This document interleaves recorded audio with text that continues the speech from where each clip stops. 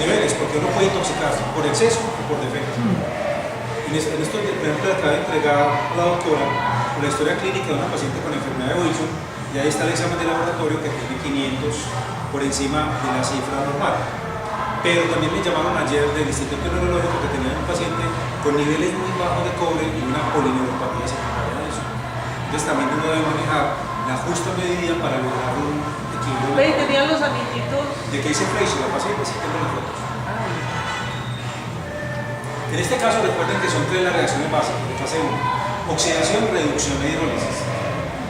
Estas convierten los medicamentos y algunas otras sustancias, los xenobióticos, en sustancias más hidrosolubles, pero se puede complementar con las reacciones de fase 2, entre las cuales está, por ejemplo, la glucuronidación, la sulfatación, la metilación y otra serie de fenómenos de esta índole.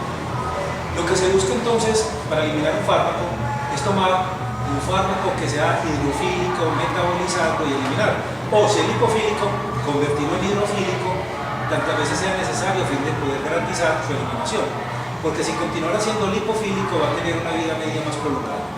De ahí entonces que nosotros seamos susceptibles de recibir un medicamento 4 veces al día, es muy hidrofílico, se elimina muy rápido, o una vez al día, es muy lipofílico, se metaboliza muy lentamente hacia la conversión en hidrofílico. El lipofílico va a tener entonces que sufrir reacciones de fase 1, oxidación, reducción y hidrólisis, posteriormente de fase 2, para ser adecuadamente eliminado.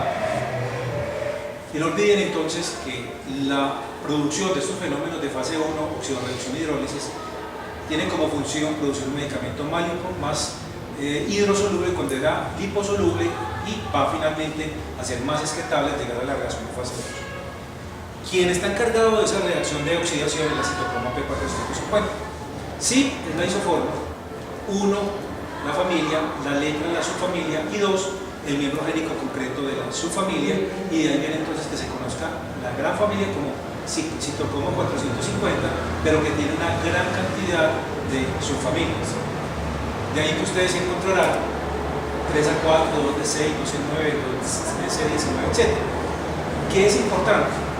Que puede haber polimorfismos en la 3A4 que metaboliza hasta la mitad de los medicamentos, pero son relativamente raros. Pero miren que los polimorfismos de la citocromo 2D6 son relativamente comunes y aquí que tienen mucha pertinencia. Pero los demás también pueden tener polimorfismos que son relativamente raros o simplemente no se han estudiado lo suficiente en nuestras poblaciones. Por eso, si lo miramos de una manera global, la mitad de los medicamentos son metabolizados por la 3A4 y la 3A5 y una tercera parte por la citocromo 2D6. Así que las dos más importantes son las 3A4, 3A5 y la citocromo 2D6, porque juntas dan cuenta de por lo menos el metabolismo del 70% de los medicamentos. Y miren, si tomamos la citocromo 2D6, metaboliza antidepresivos, antipsicóticos, beta bloqueadores, otra gran cantidad de medicamentos como antihipertensivos, quimioterapéuticos, opioides, etc. Entonces supongamos hay una mujer con cáncer de mama que tiene receptores hormonales positivos y va a ser tributaria de recibir tamoxifeno, pero tiene una gran actividad de la citocromo 2D6, va rápidamente a metabolizar el tamoxifeno, cae en los niveles, reaparece el cáncer y se muere por no tener una genotipificación que permita predecir que iba a responder adecuadamente al medicamento. Y los fenotipos pueden ser rápidos o normales, que es lo más frecuente, y la dosis de todos los medicamentos han sido diseñadas para la generalidad de las personas, pero una persona puede ser intermedia en su metabolismo, y esto lo hace casi la mitad de los normales. Probablemente tienen un gen rápido y otro lento, y por eso tienen un metabolismo intermedio, pero pueden tener un fenotipo lento y el metabolismo ser muy bajo o nulo, como sucedió en el niño con la fluoxetina, o pueden ser ultra rápidos y bajan las concentraciones y no obtienen ninguna respuesta terapéutica. Por eso los pacientes se clasifican como metabolizadores extensos o metabolizadores pobres en relación con la citocromo 2D6. Y un metabolizador que sea extenso se puede convertir en un metabolizador pobre debido a que toma un medicamento que inhibe la citocromo 2D6, así que son susceptibles de modificación. Y basta con tan solo una semana venir tomando un medicamento inhibidor potente para que ya se pueda modificar la respuesta que antes se venía obteniendo. Y muchos medicamentos de prescripción cotidiana se metabolizan por la 2D6. Por eso un metabolizador lento tendrá este tipo de comportamiento en concentración del medicamento, y uno que sea ultra rápido no alcanzará prácticamente niveles. Y todo tiene que ver si tiene alelos funcionales, alelos con función disminuida, alelos no funcionales, o tiene una elección ausencia del alelo. Por eso, supongamos un metabolizador ultra rápido necesita 50 miligramos, cuando el intermedio necesita 5 y el lento necesita un solo miligramo. Miren qué variabilidad tan importante en relación con la tolerancia que puede haber en relación con los medicamentos. ¿Dónde involucra esto cierto grado de preocupación? En los medicamentos que tienen estrecho margen terapéutico, es decir, aquellos que con mínimas variaciones de la concentración pueden generar fallos terapéuticos y efectos tóxicos. Esto es sumamente significativo. Si el fenotipo o el genotipo metabolizador varía, la absorción del medicamento, su metabolismo varía y la respuesta es poco predecible. Así que lo que hacemos en la práctica es empezar lentamente los medicamentos, ir aumentando lentamente la dosis, pero no aumentarla si aparecen fenómenos de intolerancia, porque nos está diciendo puede intoxicarse. Desafortunadamente la genotipificación está limitada esencialmente a la investigación, pero si tomáramos la 2 de 6 y uno en un paciente que no responde, tiene efectos tóxicos, podría determinar que es un metabolizador rápido, aumentar la dosis, ajustarla a lo que necesite o simplemente disminuirla porque no está metabolizando como uno espera. Recuerden entonces que si aquí tenemos representado en rojo los inactivos, en amarillo los reducidos y en verde los activos, uno podría ser muy inactivo, disminuir el metabolismo, por ende aumenta la concentración plasmática y la cantidad de eventos adversos. Si uno tiene un metabolismo reducido, metaboliza menos, igual la concentración plasmática es mayor y los eventos adversos son presentes, pero no en la magnitud de lo que se presentaría en un inactivo. Si uno está normal, tiene tolerancia a pocos efectos adversos, pero si tiene un metabolismo ultra rápido, metaboliza tan rápidamente que no logra niveles y la eficacia está impactada, disminuida y no obtenemos lo que pretendemos con el paciente. Y dentro de este contexto nos tenemos que mover.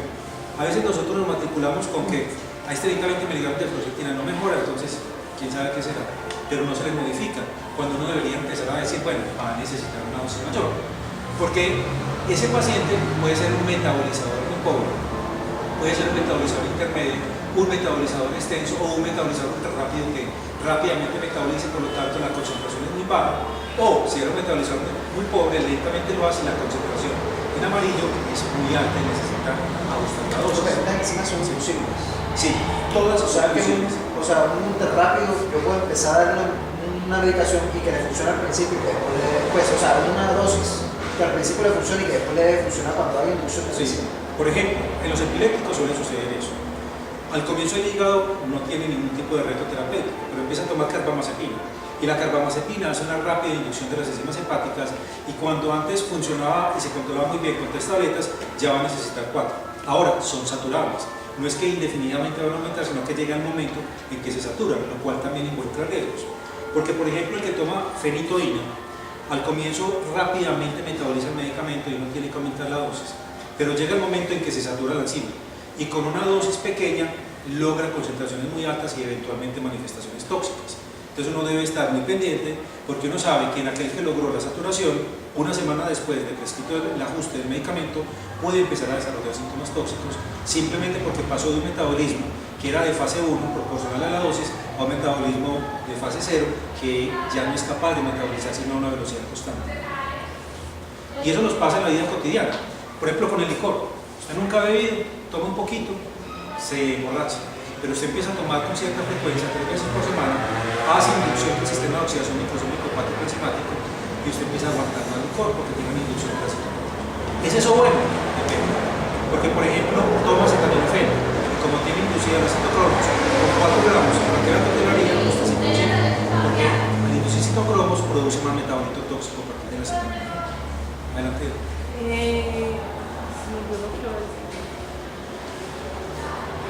No, se me pasó. Sí, cuando me acuerdo te digo. Listo. También depende inclusive de la superficie corporal con relación a la función hepática. Entonces, por ejemplo, con la misma fenitoína, los niños antes de los 2 años, entre comillas, se intoxican relativamente fácil. Sí.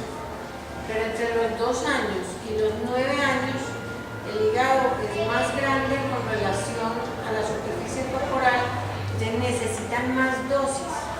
Y después de los 9 años son similares al adulto. Y muchas veces uno ve que el paciente es sigue convulsionando, piensa que es un fallo terapéutico porque el medicamento no está funcionando y resulta que usted lo está metabolizando más rápido. Y si ustedes le ponen un inductor, porque son la fenitoína es 12,9. Entonces, si ustedes le ponen un inductor, peor todavía. O por ejemplo, la fenitoína para el acetaminofén.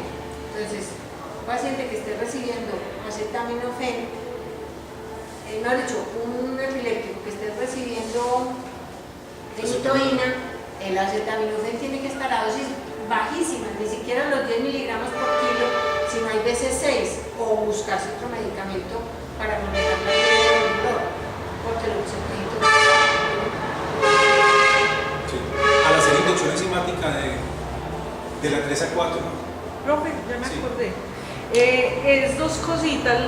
La primera que tiene que ver con la pregunta que hizo el señor James, es que generalmente lo que sucede es la modulación de la expresión génica.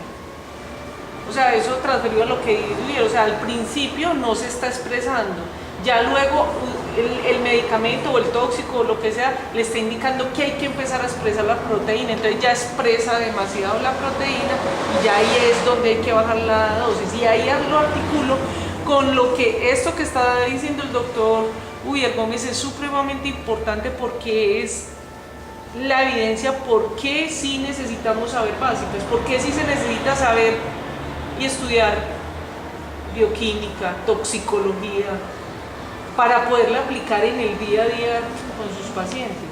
Porque es que de otra manera es imposible usted caer en la cuenta de eso, es imposible.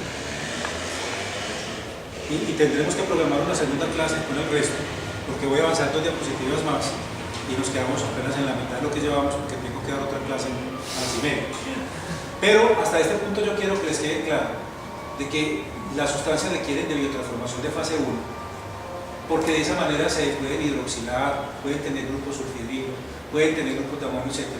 Aquí generalmente pierden actividad farmacológica, pero no siempre, porque ya vimos que cuando la acetaminofén se oxida, se convierte en una sustancia tóxica en pequeña cantidad, pero puede ser en gran cantidad si ha sido precedido de la administración de un inhibidor hepático enzimático. Colesterol con relación a las hormonas, o sea, necesitan ese paso para poderse formar o activarse. Sí. Y ya cuando está en la corriente sanguínea, si sufren fenómenos de oxidación, pueden hacer ya una peroxidación lipídica, y es donde se pueden generar unas fases iniciales de la producción de ateroma. Entonces, todos estos fenómenos no es únicamente hepáticos, sino que tienen repercusiones funcionales sistémicas.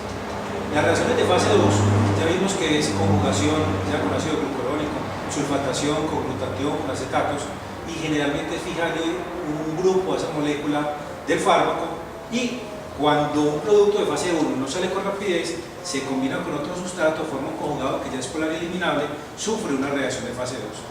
La gran mayoría de estas reacciones, no exclusivamente, pero la gran mayoría, suceden en el hígado. Y recuerden que el hígado es muy tolerante, el hígado es muy resistente. Puede sufrir fenómenos tóxicos sostenidos durante años, como en el caso del alcoholismo, que uno requiere estar tomando cantidades superiores a, si es un hombre, los 40 gramos semanales, si es una mujer, los 20 gramos semanales durante 10 años antes de que empiece un fenómeno cirrótico. Y esto era bien conocido desde la antigüedad. De ahí el mito de Prometeo encadenado. Recuerden el hombre que le robó el fuego a los dioses para el beneficio del hombre, fue castigado con cadenas en el Olimpo, y el castigo era que un águila se acercaba todas las mañanas, se le comía un pedazo del hígado que él regeneraba al día siguiente y volvía a sufrir el castigo.